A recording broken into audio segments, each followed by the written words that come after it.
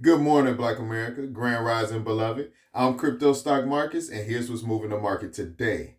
Today, we are talking crypto taxes because the game has changed. And I do not want you getting blindsided. If you used a major crypto app in 2025, Coinbase, Kraken, Robinhood, PayPal, Cash App, any of that, there is a new IRS form tied to your activity. It is called Form 1099-DA. This is the crypto version of the stock world 1099-B, meaning the platform reports your sales activity and they report it to you and they report it to the IRS. So the old idea of nobody knows, that is over.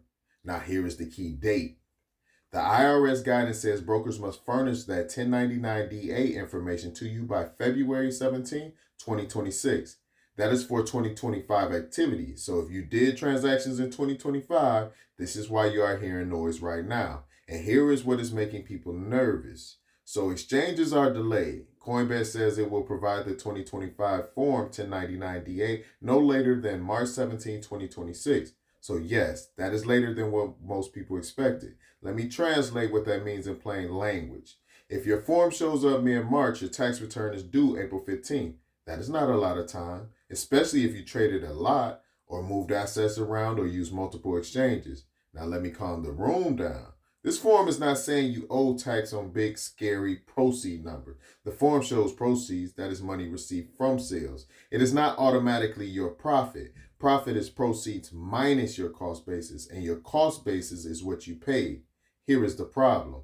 The IRS itself warns most 2025 statements will not include basis. So you may see blanks or zero or unknown. That can make it look like everything is pure profit. That is how people end up overpaying or getting flagged. So the mission today is simple. We are going to keep you out of trouble and keep you from donating extra money to the government, because I do not like forced charity, especially when it's accidental. One more thing. This is not just about selling Bitcoin. Crypto to crypto swaps counts. Selling counts. Spending counts. Staking rewards can count as income, and NFT sales can count. So the safest move is assume the paperwork is coming and get your records tight right now. And let me give you the headline. The era of crypto being invisible is done. This is not fear, this is structure, so we move with structure. Now let me give you the traps. 3 traps and then your action plan so you can maneuver and sleep. Trap 1, the zero basis nightmare. You bought on one exchange, you moved it to another, then you sold. The selling exchange may not know your original purchase price, so your 1099-DA can show proceeds, but basis looks like zero or unknown. If you do not correct that on your tax reporting, it can look like you made more profit than you did. Trap 2, the mismatch flag. The IRS matches what the broker reports against what you report. If your numbers do not line up, that can trigger a notice, not because you are guilty, but because computers are petty. So your defense is clean records and consistent reporting. Trap 3, the wallet and account separation reality. For years, people acted like all crypto was one big soup pot. The IRS has transition guidance tied to wallet or account allocation, meaning you need to know where assets sit and track basis by wallet or by account. So if you use tax software, make sure it is set to wallet-based tracking, not a blended fantasy. Now your action plan. This is what I want you doing in order. Step 1, log into every exchange you use in 2025. Go to the tax documents and Form 1099-DA is there. Download it. Save it. If it's not there, write down when the platform says it will arrive. Step 2, pull your complete transaction history, not just the petty summary. The full CSV, the full API export, because the summary hides the details that matter. Step 3, reconstruct your basis. If you transfer coins between platforms, find the original buy.